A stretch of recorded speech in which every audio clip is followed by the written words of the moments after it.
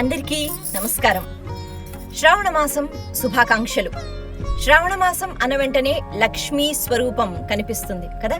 మరి లక్ష్మీదేవికి ఒక అక్క కూడా ఉన్నారు అని మనం వింటూ ఉంటాం. ఆవిడే జ్యేష్ఠాదేవి. ఆవిడ జ్యేష్ఠ అంటే పెద్దది అని అర్థం కదా, కాబట్టి ఆవిడ పెద్దవారు, అందుకే ఆవిడ అక్కయ్యారు. ఆ తర్వాత చెల్లెలు లక్ష్మీదేవి. అయితే జ్యేష్ఠాదేవి గురించి కూడా చాలా ఆలోచిస్తూ ఉంటాం మనం. ముఖ్యంగా ఇవాళ రేపు అలక్ష్మి అనే పదం ఎక్కువగా వింటూ ఉంటాం. లక్ష్మీదేవి యొక్క అక్క, ఆవిడ రాకూడదు, లక్ష్మీదేవి మాత్రమే రావాలి, ఒకవేళ జ్యేష్ఠాదేవి వచ్చినా ఆవిడ్ని గబగబా మనం బయటికి పంపించేయాలి అని ఈ చర్చ మనం వింటూ ఉంటాం. ఇంతకీ ఎవరి అక్క చెల్లెళ్ళు? లక్ష్మీదేవి అంటే ఎవరు? అలాగే ఆవిడ అక్క జ్యేష్ఠాదేవి ఎలా అయింది? ఆవిడ ఎవరు? ఈవిడ ఎందుకు వస్తుంది? ఆవిడ ఎందుకు వస్తుంది? ఆవిడ ఎలా వెళ్ళిపోతుంది? ఈవిడ ఎలా వెళ్ళిపోతుంది? ఇవి కదా మనం తెలుసుకోవాలి. ఇవి తెలుసుకున్న తర్వాత ఖచ్చితంగా ఎవరిని మన దగ్గర పెట్టుకోవాలో, అంటే పెట్టుకునే ప్రయత్నం చెయ్యాలి. ఎవరిని మన దగ్గర నుంచి వెళ్ళిపోమని చెప్పాలో మనకి ఒక అవగాహన ఉంటుంది. క్షీరసాగర మథనం జరిగింది. ఈ కథ మనందరికీ తెలిసిందే. అయితే క్షీరసాగర మథనం జరిగినప్పుడు అందులోంచి ఎన్నో అమూల్యమైన వస్తువులు బయటికి వచ్చాయి. చిట్ట చివరకు అమృతము అన్నది బయటకు వచ్చింది. అంతకన్నా ముందు కామధేను అని, కల్పవృక్షం అని, ఒక అశ్వము అని, ఇలాగా ఎన్నో పదార్థాలు వచ్చాయి. అదే సమయంలో ఇంద్రుడి యొక్క అహంకారం వల్ల ఇంద్రుడి దగ్గర ఉన్న ఐశ్వర్యము, లేకపోతే ఆ రాజ పదవి, శక్తి, అంటే ప్రతి చైతన్యానికి కారణం లక్ష్మీదేవి కదా. లక్ష్మి అంటే కేవలం డబ్బు కాదు.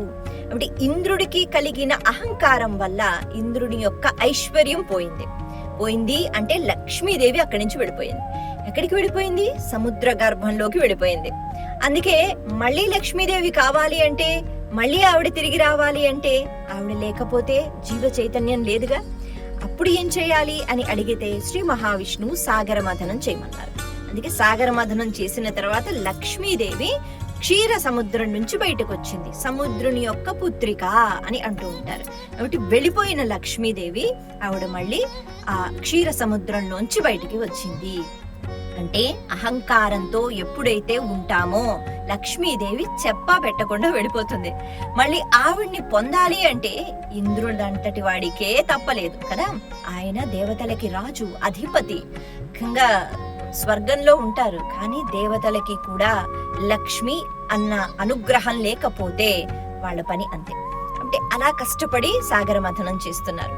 అందులోంచి ఎన్నో పదార్థాలు వచ్చాయి కదా. లక్ష్మీదేవి కన్నా ముందు ఒక స్వరూపం బయటకు వచ్చిందట.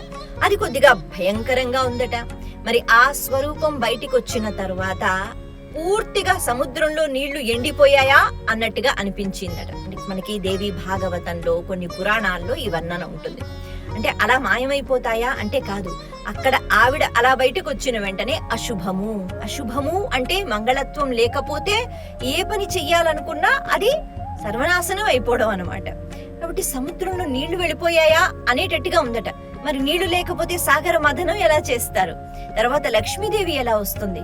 తర్వాత అమృతం ఎలా వస్తుంది? కాబట్టి ఈ రూపం ఎప్పుడైతే అలా నడుచుకుంటూ బయటికి వచ్చేసిందో మళ్ళీ సముద్రంలో నీళ్లు చక్కగా కనిపించాయట. అంటే అర్థం ఏమిటి? ఆ రూపము అశుభము, ఆ రూపము మంగళత్వంతో కూడుకున్నది కాదు. ఆ రూపానికి జ్యేష్ఠాదేవి అనే పేరు పెట్టారు.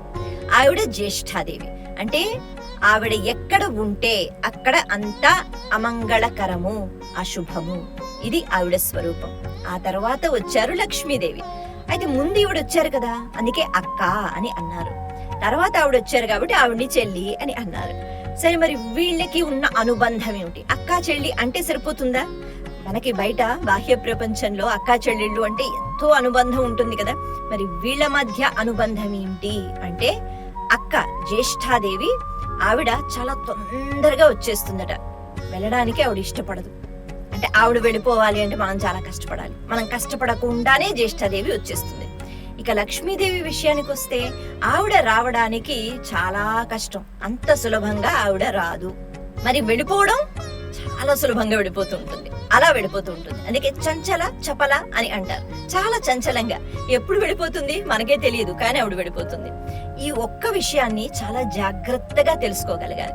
అంతేకాని అక్క ఉంది, అక్క వద్దు, చెల్లి ఉంది, చెల్లి మాత్రమే కావాలి కాదు. మన ప్రవర్తన ఎలా ఉంటుందో దాన్ని బట్టి అక్క ఉంటుందా చెల్లి ఉంటుందా తెలుస్తుంది.